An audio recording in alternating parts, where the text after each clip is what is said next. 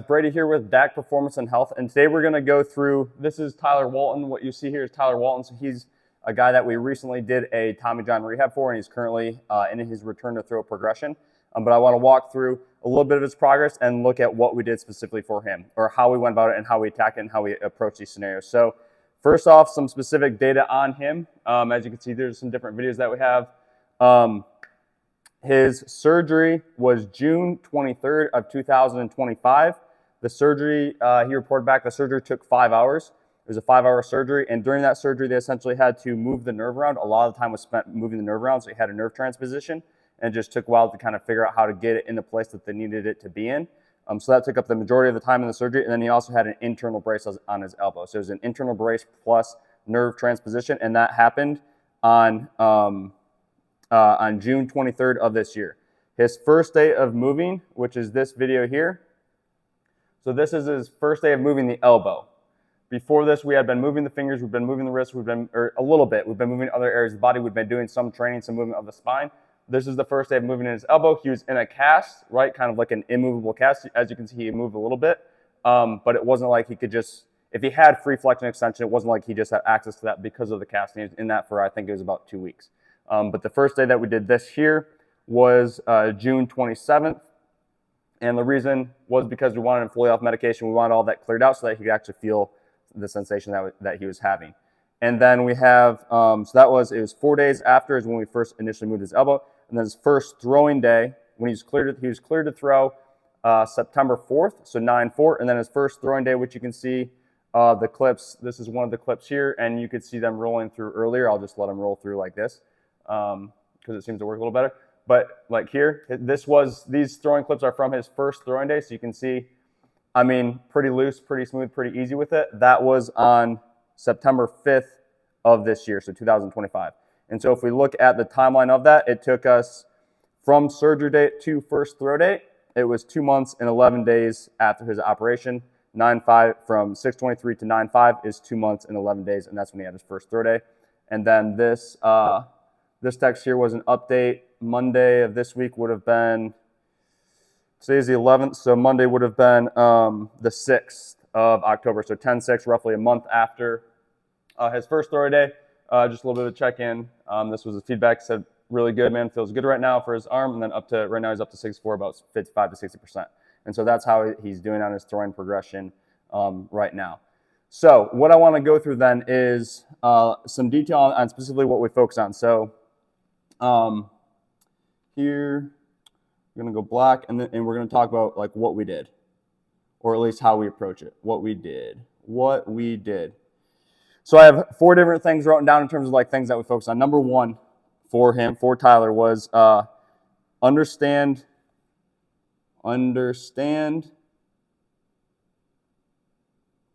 severity. By the way, how you like the new setup? We got the mic. This is the first video that I'm making with the mic. I hope it works. And then we've got this setup, which I like.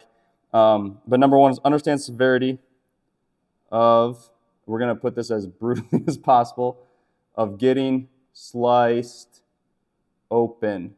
Like, dude, what no PT will tell you, or what no trainer talks about you with, or what no doctor tells you is like when you get a surgery, you're literally getting sliced open.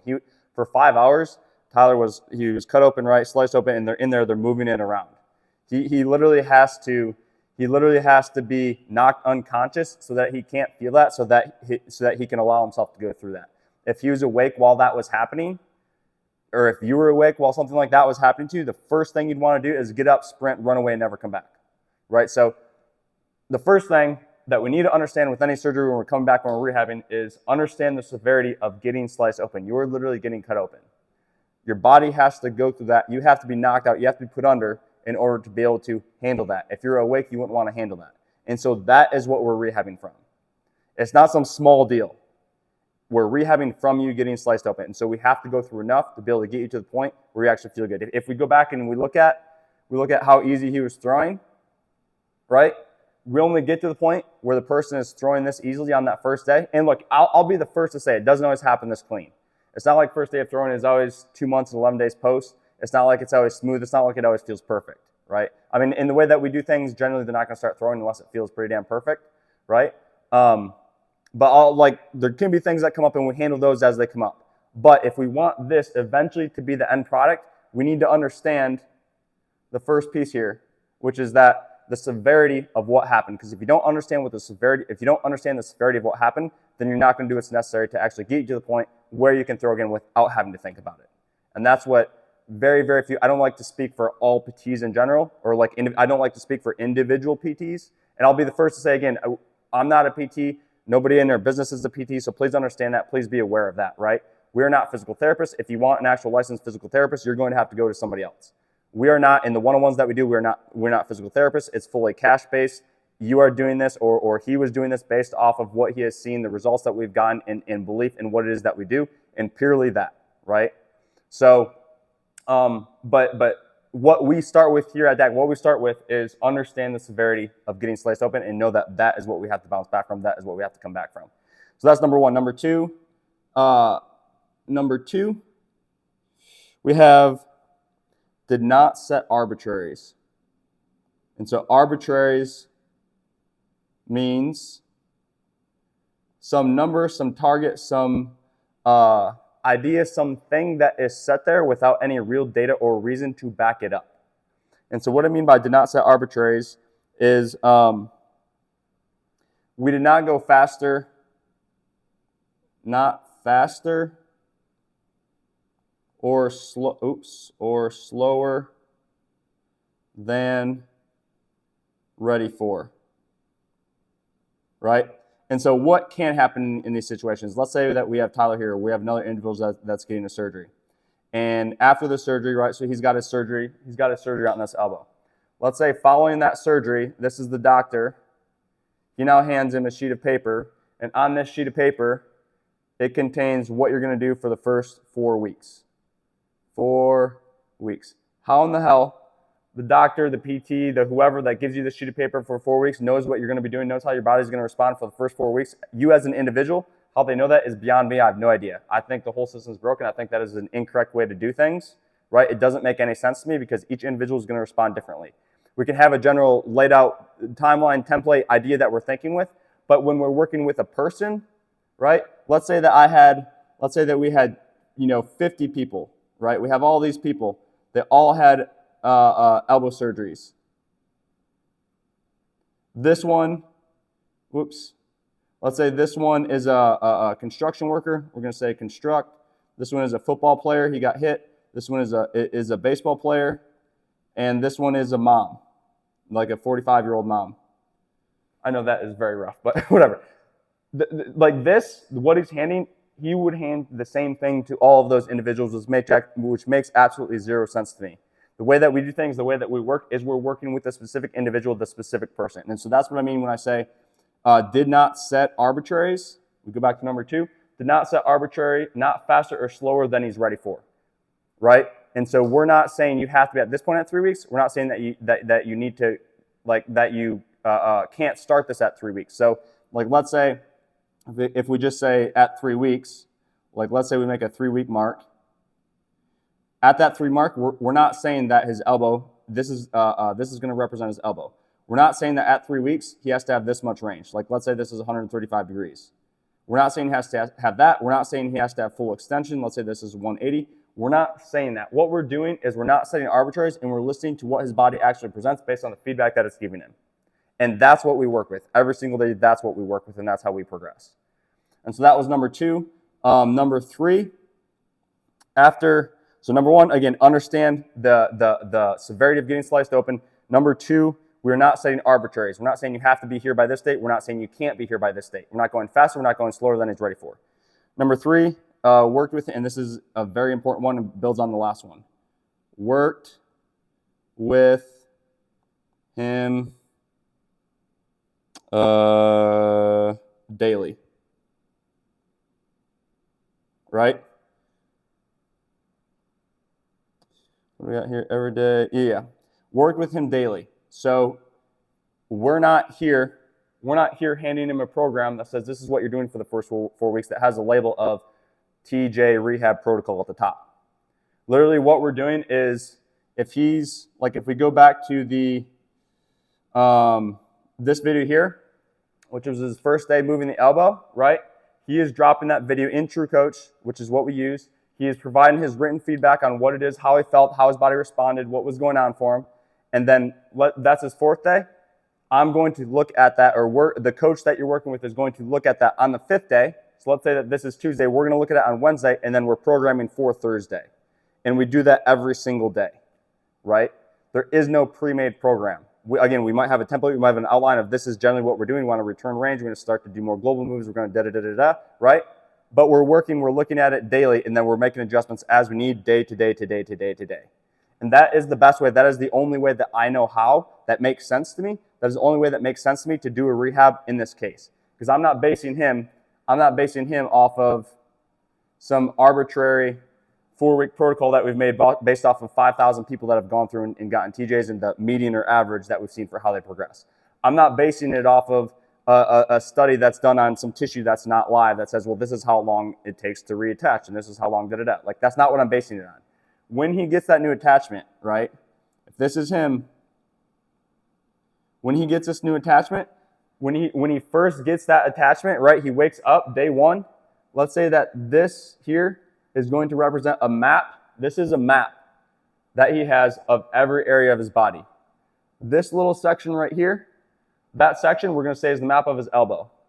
Previously, if this is a version of previously, this is before the surgery, he had it, or before, let's say even before the injury, before he tore it, he had a perfect map, or a very, very, very, very good map of what was going on in his elbow. After, that map is completely gone, and it's going to be like blurry. And that blur is what creates restriction, right? And so what we want to do is actually get him to be able to actually communicate with it, use it, and we're following along with how his body responds, right? So when he gets that new attachment, he is going to now have a connection to that. He's going to send a signal down. He's going to ask it to do something. He's going to feedback back up on how it responded. We're going to do that over and over and over and over. And he's writing feedback in terms of how it is that he's feeling, what it is that he's experiencing each day as he goes through that. And we're using that to then build the next day's program, or to modify or change a little bit, whatever it is for the next day's program. We're doing that every single day. And so we're working with him. We work with all of our guys that are going through this daily, right? There is no option where you get a preset protocol if you've just had a surgery, if you just had a rehab. And again, I'll say again, we're not licensed physical therapists, right? We're not, but this is the way that we do it. This is the way that we operate, and we've had lots of results doing it this way, and it's the only way that I'm ever going to do it, or that we'll ever do it. Okay? So that is number 3. We work with him daily. And then number 4, understood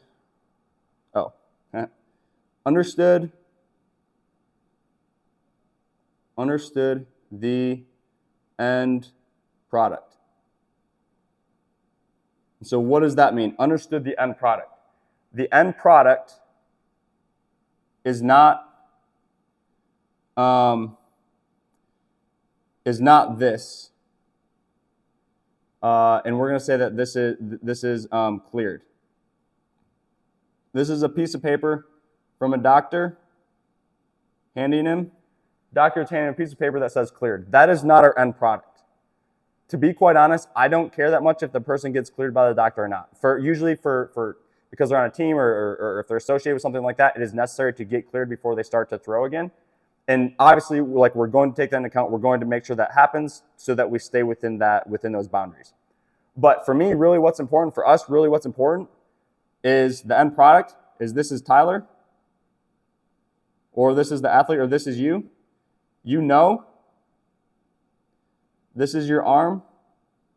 You know that it can take a baseball and you can do whatever it is that you want with that baseball. That is my end product. That is our end product. That is what we're going for.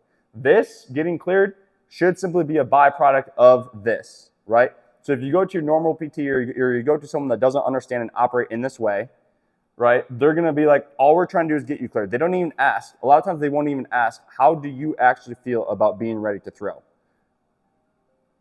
Nope. How do you actually feel about being, I should have put do not disturb. How do you actually feel about being ready to throw? Right? They will not even ask that. Because a question that we'll ask a lot is, do you feel ready? If 10 was, I have absolutely zero doubt I could go through 100% right now, and 1 was, dude, no way, my arm's going to fall off. Where are you at on that scale? We'll ask that, and then we'll be like, what is it that is keeping, if they're not at that 10, what is it that's keeping you from the 10? That is a very important question to ask, because that gives us an indicator for where he is not, for where the individual, where the person is not confident. And then that is what we can bias, that is what we can attack in the rehab, until we get to the point where you now have this, where the individual has this. And this is easy. This part is so easy when we have this. Because like the doctor's going to go through, he's going to do a couple tests, he's going to be like, check your range, and be like, oh, okay, you're fine, you're good to go. He's basically going to go off of how long it's been, most doctors, right? So we kind of are like, this is going to come, whatever. Not whatever, but like it's going to come if we do this. And so that is really the goal, to where we get to the end, and he is able to go, and he's able to throw, have no issues, be smooth, easy, and have absolutely zero doubt. And we oftentimes will not, even if he's cleared by the doctor, because we've had this before where the person gets cleared, I have no idea how or why the doctor cleared him. Like, he is not ready to go yet. If that's the case, we will communicate, I will communicate, our coaches will communicate with you or with the person. Look, dude, this is where we're at, this is where we want to get to. I don't think we've closed that gap. Even though you're cleared to throw, we're not gonna throw yet. Like, let's not throw right now, because you have said yourself that you don't feel ready. We're still lacking this range or the strength or whatever it is. And then we're going to not go based off of this, we're going to go based off of that. Obviously, this has to be in place, but this is really what matters. To get to that point where like you have no idea, or you have no doubt that you can go throw and you can go do what it is that you want with your arm, with the baseball. In this case, this is baseball because it's a Tommy John, but it could be for, you know, a knee, running, cutting, whatever. Wherever the specific injury is, that's what we're going for, right? You know, not somebody else telling you, but you know without a doubt that you're ready to go. And that's what we're creating. That is the understand the end product. That is our end product. You can physically do it, and you know that you can do it, and that's it. And so hopefully that helps to give a little bit of background. What Tyler did, he went through our one-on-ones. And so that is, the one-on-ones are the only way that we'll do rehab. I get a lot of questions in DM, or we get a lot of questions in DM or you know, emails or whatever it is, asking like, hey, I have this issue going on, what do you recommend? We can answer those as best as we can, but really if you want it done correctly, it's through the one-on-ones, and this is the process that we go through in those one-on-ones.